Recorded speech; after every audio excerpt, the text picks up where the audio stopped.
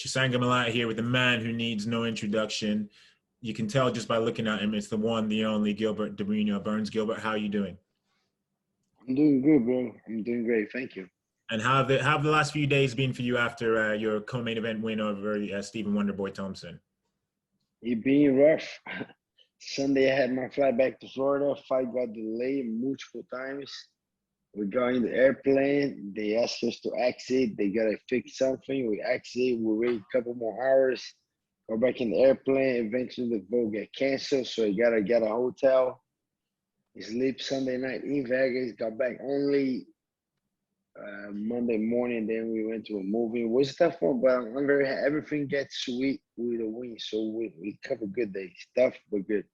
I'm sorry to hear about that. That sounds like an absolute nightmare getting back. That's the last thing that you want after a long, hard fight. You just want to get back home to your family straight away, right?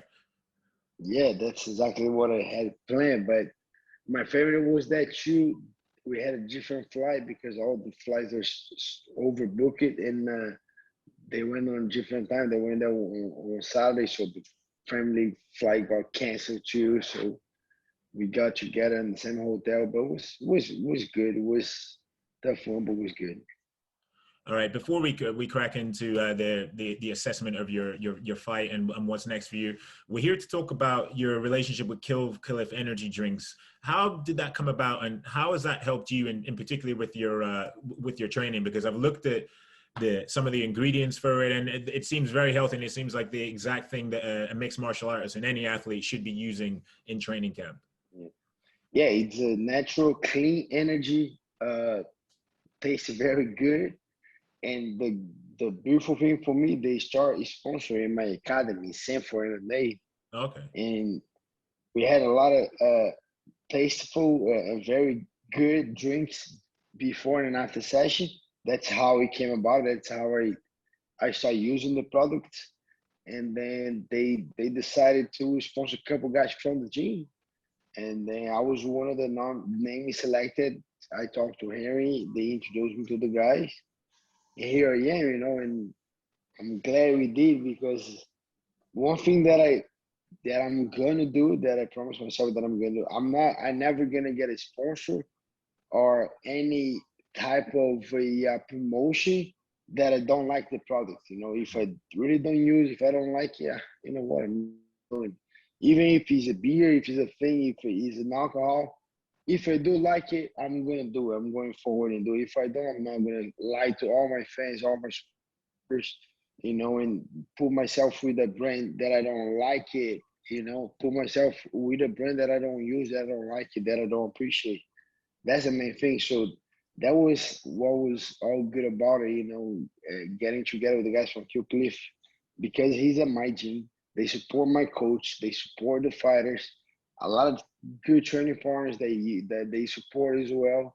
And now, they support me and they have a good drink. So why not? So I take two Kill Cliffs every day. I get one in the morning. Sometimes even after session, I'm gonna build up after session, get a clean energy one right after the session. So that keep me good. And at night, when I get my dinner with the family, that's my CBD Q Cliff right there. The products look really good, but unfortunately here in the UK, we can't get them yet. I know they're planning on expanding, so I'm looking forward to eventually trying them because they do look as if they help out a lot. Okay, so moving on to Saturday night, your fight with Stephen Wonderboy Thompson, the co-main event of UFC 264. Now that you're a few days removed from it, I'm not sure if you've watched the fight back or whatever, but how would you assess your performance overall? Yeah, I watched the fights a couple of times already, maybe over 10 times for sure. And I think I executed a beautiful game plan.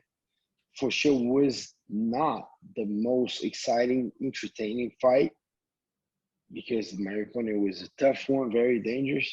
And I had to execute a beautiful game plan I had 4 takedown attempts. I scored 3 takedowns. I have a good control. And not a lot of guys were able to do that. In the last 8 years, you don't name a guy that took him down more than 3 times. That's me. And I was able to control him on the floor. Not a lot of guys do that except me. And another facts too. Every guy that fight him, finish the fight absorbing a lot of striking, a lot of damage. And I wasn't on that list too. So yeah, I'm very happy with my performance, very excited. And beat one of the guys that for sure people saying the best kickboxing from the UFC. So yeah, I'm very happy with that performance. Yeah, but it seemed that initially you weren't happy with the the fact that you didn't get a finish. Was that because of all the booing from the fans? Maybe was that what initially influenced that frame of mind? No, I always want to get a finish. You know, I fought a couple of times in the Apex. We know fans and the D got finishes. So yeah, it's because I'm a finisher. I want to finish. But the booing, for sure, I want applause. For sure, every artist that he's on the show, they want applause. You know, they want uh customers. You know, the watching, the cheering, the crowd to be happy about it. But I did what I had to do, and I know those points were coming, you know, because first of all, because of COVID, everyone want to go there and watch a fight. They couldn't do it. Now they do it. They want to be they want to have a freaking show, and it wasn't there. But I still think I did what I had to do, and I would change a thing, you know, for sure. Always want to get a finish, but he was very slippery, very using good frames. I had position. I think if I try to open up to get a transition, he will be kind of escaping. And I think I did what I had to do. Yeah, and like I think a lot of fans forget just how difficult it is to fight Stephen Wonderboy Thompson because, I mean, Tyron Woodley initially had difficulty with him, and everybody's had difficulty with him. So I think it was a bit I think it was a bit short-sighted on their part to not realize the extent of the job that you had in your hands. Yeah, it's all good. You know, they don't have to understand it, but the media, the main fighters, the coach, everyone know what I did, and I'm happy about it. And for this camp, you brought in you brought in Raymond Daniels, decorated kickboxer. He's held in very high regard. How much did that help you for preparing for Wonderboy? He helped me so much, you know, to understand the distance, understand how those guys think, how the concepts, the things that I can do, things that I cannot do. Raymond Daniel was a huge help through this training camp, and another guy too was Jason Jackson, Bellator number Yeah. 3 on the world right now. He was a huge help, especially on the takedowns against defense, wrestling, working his way up. I think, yeah, he helped me so much. Those two guys, Jason Jackson and Raymond Dennis, were a big key on that winning. And going on to the topic of Jason Jackson, what did you make of his performance against Paul Daley earlier this month? It was fantastic. Fantastic, a great win against a very tough opponent. And if you see, wasn't as exciting a fight, but very dominated performance. No risk against a dangerous opponent such as Paul Daley, and I think it's kind of like very similar to that victory that I had. Sometimes those guys are too dangerous, so much on the line, and we gotta get the win, you know, and dominating. We're still dominating. And going back to you, it seems that you didn't take that much damage in the fight with Wonder Boy. How quickly do you want to get back in the octagon? I need to take a little time off. That camp was very stressful, a lot of pressure I had on my head. I had to win that fight. And now I need to get a little time with the family. We just moved to the new house. So with a lot of boxes everywhere, I'm opening up in these boxes. But yeah, still a little be with the family. Let's see who's next. I got two guys that I do believe it makes a lot of sense, such as Leon Edwards and Jorge Masvidal. And I believe he gotta be a co-main event or main event, you know. And if he's a main event, it's gonna be a 5 rounds. And yeah, I'm gonna go back next week slowly to my training. But I need like a month to get in a good shape, you know, get the body strong again to start another camp. And I believe end of October or November will be a good day to come back. Well, that lines up perfectly with Jorge Masvidal because he's going on record as saying that he wants to get back in the octagon end of October, early November. One thing that you said that was interesting, and I believe is actually very valid, is that if you're going to fight Masvidal, it would likely be a headline and pay-per-view, and that you should get more money of that. I mean, that's something that you surely do deserve. Obviously, you've won 7 of your last 8, and then headlining against a big name like Masvidal, it would make sense. Yeah, I would love to. You know, he still got the BMF belt, and after that he scored 2 losses, and he didn't look as good. The second fight against Usman was harder than the first one that he didn't have time to prepare. And now he needs to fight another guy, you know. And I don't believe he's supposed to be at number 7. I do believe he's kind of top 5. And but he's making great money, so you know. And then I'm on the number 2 in the world right now. You know, I'm the only guy available at the highest level. Kamaru is fighting Colby. I'm the next guy right there. So yeah, I think why not? Let's make that money. If he really does beat those numbers, and we know he do, let's make a pay-per-view. Burns against Masvidal. There's going to be a lot of entertainment for my guys out there. No, that'd be a great fight. But you also talked about potentially fighting Leon Edwards, and you two had a bit of a back and forth a while back.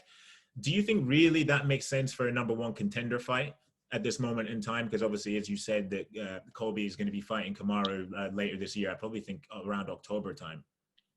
Yeah, I do believe we're the next guys right there. Number 2 is number 3, and I do want to know if the UFC put me against Leon Edwards, the winner should fight for the title. But yeah, I think that's the number 1 contender fighter, you know, to do. If I was the matchmaker, that was the fight that I would be looking for.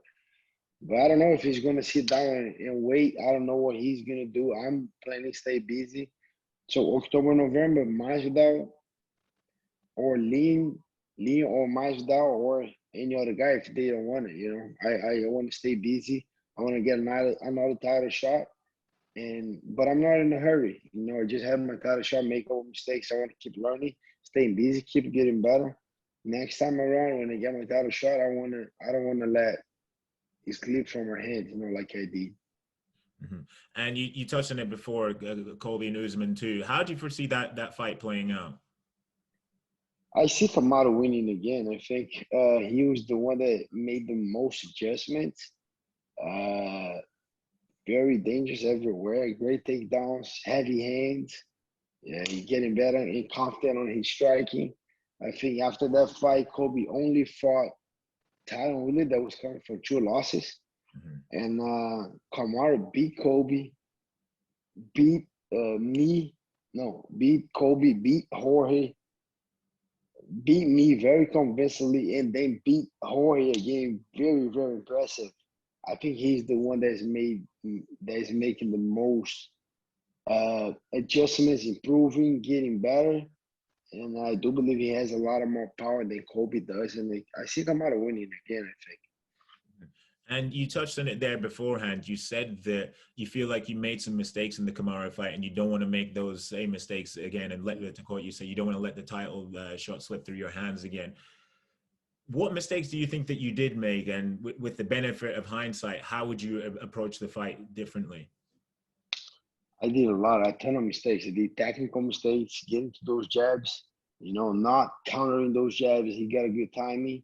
He was landing a couple great jabs. So first of all, we can apply a lot of defense to those jabs, head movement, you know, counter with the kicks, a lot of things that I could do. And that I'm working a lot on it, a lot of movement as well. There was a lot of technical mistakes, but the other side was a lot of emotional mistakes. You know, he a couple of things that he said that made me very angry leading to the fight, and I let the emotions go through the fight. So as I hit him very hard, that I hurt him a little bit. Those emotions kind of took over, you know, and then I started landing a lot of shots, wasting a lot of energy, and kind of losing the control of the fight slowly. So fighting Kamaru again, I'll be way more improved with technical. I think I'm going to put great movements. That jab not going to land it as did in the first fight. and I want to control myself. I want to control all my emotions and execute a beautiful game plan. Just two more questions for me, Gilbert. I really do appreciate the time today. I'm not sure if you're aware of this, but a week on Monday will mark the 7th anniversary of your UFC debut against Andreas Stahl. I mean, time's absolutely flown by, like it's 7 years. I mean, how would you assess the journey so far? Wow, I didn't know that. Thank you for letting me know. So this Monday, 7 years. So not this Monday, coming next Monday, the 26th. Next Monday, wow. All right. Yeah, that was a great 7 years. Couple ups. A lot of ups, couple downs, a lot of learning, a lot of growing. Fought for the title already, #2 in the world. A lot to conquer, but we make good ways. The journey was perfect, and I'm super excited to keep climbing that mountain and keep getting better as a person, as a fighter. Exciting. I didn't know it was 7 years already. Yeah, man, 7 years. It goes by quickly, but as they say, time flies when you're having fun, right? Yes, time flies. And I'm thankful for my journey. I don't regret, I think, anything. For sure, did a couple mistakes, but I always learning. And yeah, being such a good ride. Those 7 years, I'm excited. And final question for me: how does 2021 end for Gilbert Burns? And the best way to end is to become a #1 contender, get another title for the shot, another shot for the title, and with another win, with a great wins, a great opponent, and finishing putting myself back at the title again. And that's the way I want to finish that year. All right, Gilbert, thank you very much for your time today. I really do appreciate it. Have some rest, because I know you've had a stressful journey coming back home, and hopefully the organizing of your new house, it doesn't take too long and you can get settled in. I hope so too, bud. All right, take care. Thank you very much. Take it easy, brother. Thank you. All right.